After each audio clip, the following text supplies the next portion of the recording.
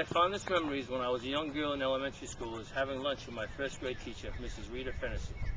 Since there wasn't a school lunch program in place at that time, the school closed for an hour every day. Maybe once a month or so, Mrs. Fennessey would take me to a home for lunch. The terrier, McGregor, would be anxiously waiting for us in the kitchen. I can't remember what we ate, but the memory tells me it was delicious. We talked about fun and interesting things and laughed a lot. She always looked at me when I spoke, like what I was saying had great importance. Mrs. Fennessey loved sunshine, swimming in her pool, and taking care of her yard. Her skin was brown as sugar, her face was smooth and weathered from so many seasons. Her sea blue eyes danced and twinkled, with red lipstick complementing them. Her very thick salt and pepper hair was kind of short and pulled upward, away from her face. My teacher usually wore a nylon type of button-up dress, in plaids or a flower print.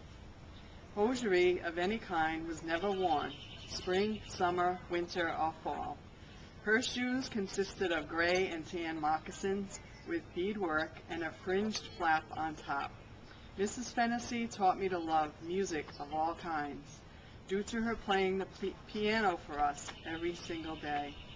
We also sat around in a circle and took turns reading Dick and Jane.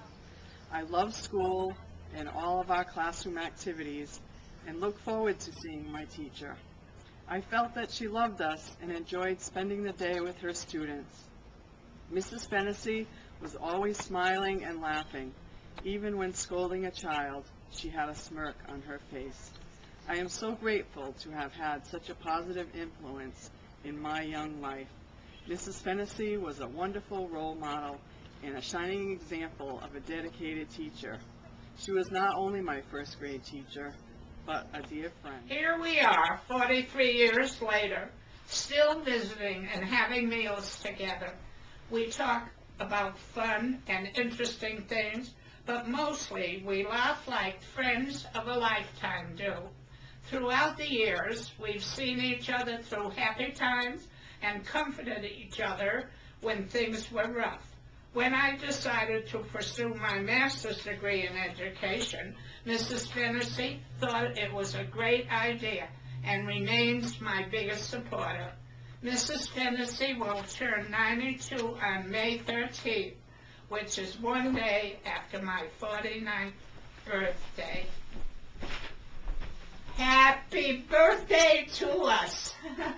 Okay. That's a wrap. Diane, how did it go? It went good.